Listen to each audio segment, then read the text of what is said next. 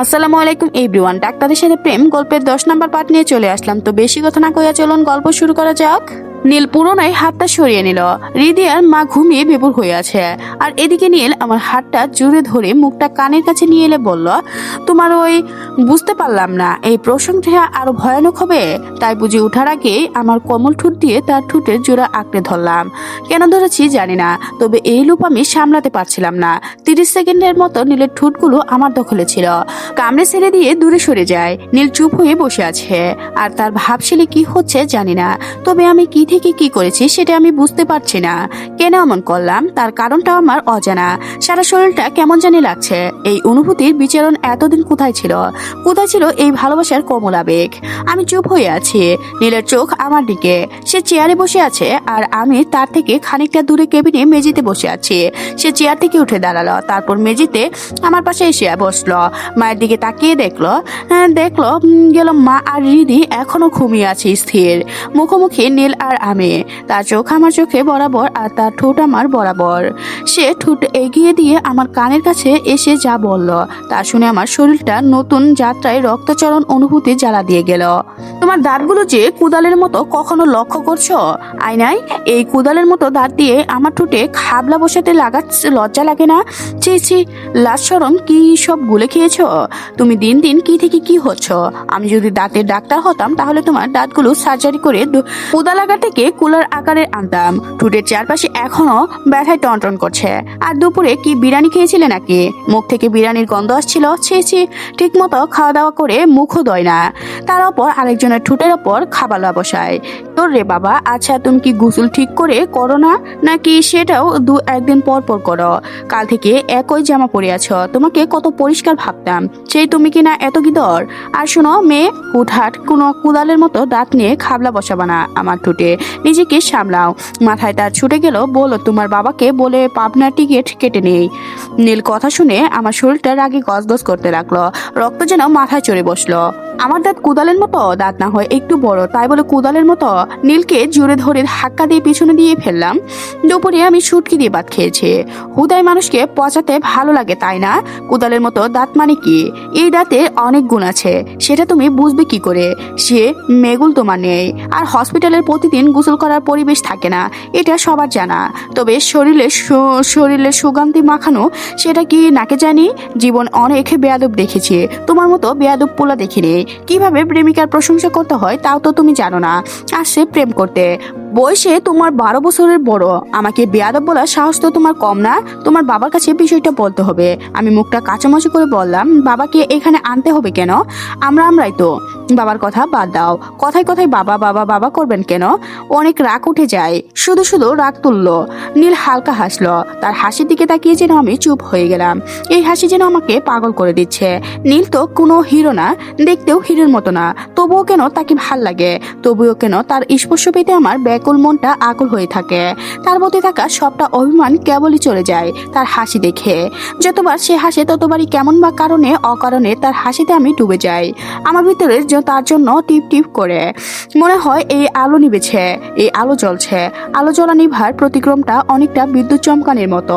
আমি নীলের দিকে তাকিয়ে আছি। তার হাসির রেশ এখনো কাটেনি। রেশটা তার মুখেই বরাবর অনেকক্ষণ স্থায়ী হয়। বিষয়টা অন্য কারো চক্ষু না হলেও আমার চোখে এড়িয়ে যেতে পারে না। রেশটাকে স্থির করে বলল, প্রিয়সী, এত রাগ বা এত আবেগ ভালো না। আস্তে ধীরে হাঁটো, ভালোবাসাকে সুন্দর করে উপভোগ করো। এত তাড়াহুড়া করে থুবড়ে পড়বে, নিজের অস্তিত্বতা তখন যে ভিলেন হয়ে যাবে তুমি বুঝতেই পারবে না। নিজেকে নিয়ে ভাবো, নিজের ভাবনায় অন্য কাউকে এত পরিমাণ আনবে না, যেটা তোমার স্বাভাবিক জীবনযাপন ব্যবহৃত হয়। তোমার স্বাভাবিক আচরণ বদলে যায়। এবার একটা সত্যি কথা বলবো। আমি হালকা হালকা দম ছেড়ে তার চোখের দিকে তাকিয়ে বললাম, বলো, তোমাকে সত্যি অনেক মায়াবী লাগে। তোমার এই চোখে আমাকে ভীষণ ভাবে টানে। তোমার এই চোখে আমার মায়ের ডুবে যেতে মন চায়। তবে বয়সে তোমার বড়, সে পাগলামিটা তোমার মন করতে পারে না। মনে হচ্ছে যাকে আমি সেই 21 বছরের টুবরা যুবক হতাম, তাহলে তোমাকে আঁকড়ে নিজের দখল করে নিতাম। মাঝে মাঝে মানুষ গজার নেশা মাতাল হয়ে থাকে, কারো চোখের নেশাতেই তার মায়ের মাতাল হয়ে যায় যথেষ্ট। তোমার চুলগুলো যখন সামনে এসে পড়ে তখন তোমার ঠোঁটের স্পর্শ তোমার চুলগুলো সরিয়ে দিতে মন চায়, কিন্তু তফাৎটা কোথায় জানো? বললেই নীল চুপ হয়ে গেল। নীল এই নিস্তব্ধতা যেন আবেগের অতল সাগরে তলিয়ে যাওয়ার থেকে হুট করে ভেসে উঠলাম। হালকা গলায় জবাব দিলাম, কি? তফাৎটা হচ্ছে তুমি চাইলেই পাগলামো করতে পারো, আমি পারি না। তোমার বয়স যখন 20 পার হবে তখন এই কথাগুলো মনে হয়ে হাসবে তুমি। তখন তোমার জীবনে হয়তো আমি থাকবো না, হয়তো না।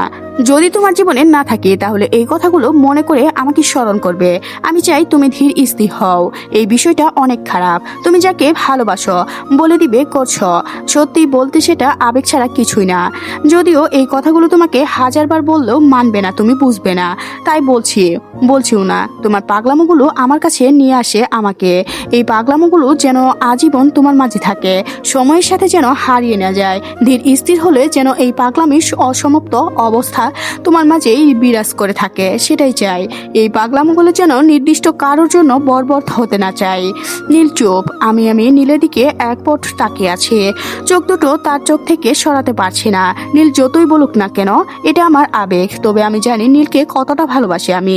যদি ভালো না বাসতাম নীলের ওই চোখ ডুবে থাকতে পারতাম না। নীল তার হাত দিয়ে আমার চোখের সামনে হাতটা নাড়িয়ে বলল, সিধি রানী, এভাবে তাকিয়ে থেকো না। এভাবে তাকালে এই বৃদ্ধ তরুণ হতে মন চাই। আমি মৃদু হেসে বললাম, তরুণ হতে কে মানা করেছে? তরুণ হয়ে যাও না। আমি তোমার দিকে তাকিয়ে যুগ পার করে দিতে চাই। আমাকে ভালোবেসে সব উজাড় করে দাও। আমি তোমাকে ভীষণভাবে আঁকড়ে ধরতে চাই। নীল এবার অট্ট হেসে বলল, তোমার সার্টিফিকেটের বয়স কত? 16 হয়েছে? হয়েছে। তাহলে আরেকটু বড় হও, বিয়ের বয়সটা আরেকটু হোক। এখনই এসব হাজাহাজি চিন্তা করে আবার খাবলা বসিয়ে দিও না। কপাল ভাঁজ করে উত্তর দিলাম, বারবার খাবলা খাবলা করবে না। আমি ইচ্ছা করে এমন করিনি, তুমি আমাকে উস্কে দিয়েছিলে তাই করেছি। হ্যাঁ, এখন যত সব নন্দঘোষ। বরং এটা বলো না তুমি যে তোমার লাজ শরম খেয়েছ, তাই এমনটা করেছ। তা না হলে একটা বিবাহিত যোগ্য অবিবাহিত পুরুষের ঠোঁটে কেউ খাবলা বসায়? নিহাত বড় অন্যায় করেছে। এসব আর করবে না। করলে কি করবে তা জানি না, তবে উচিত না। এটা উচিত অনুচিত ভাবতে চাই না বলে নীলের কাছে গেলাম। নীল একটু পিছিয়ে বলল, ছেড়ে দে সিথি রানী, এগুলো ভালো না। তুই আমার ঠোঁট পাবি কিন্তু ঠোঁটের ভালোবাসা পাবি না। কথা শুনে আমি পিছিয়ে গেলাম। পেট ফেটে হাসি আসলো, মুখটা চেপে হাসতে লাগলাম। এমন সময় কেবিনের দরজায় ধাক্কা শব্দ আসলো। বুঝতে পারছিলাম না বাবা এসেছে।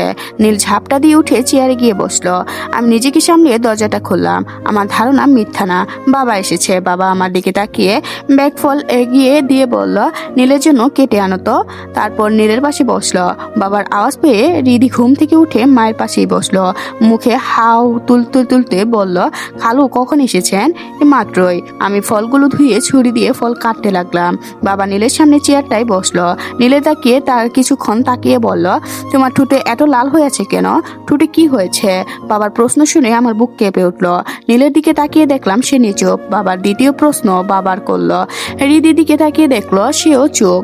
হৃদির মুখ অবয়া দেখে বুঝতে পেরেছিল বিষয়টা আন্দাজ করে পেরেছে। আমি চুপ হয়ে থরথর করে কাঁপতে লাগলাম। হার্টবিট যেন দ্রুত গতিতে বাড়তে লাগলো।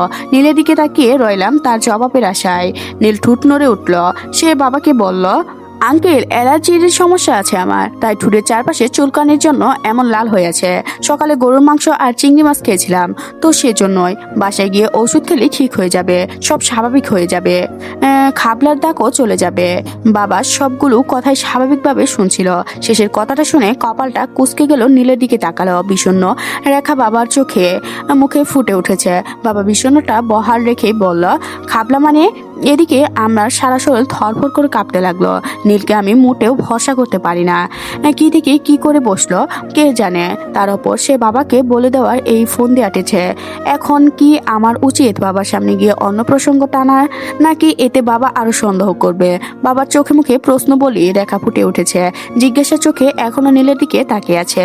নীল নিজেকে স্বাভাবিক করে হালকা হেসে বলল, আঙ্কেল, এই খাবলা দাগ মানে উঁচু নিচু লাল দাগগুলো।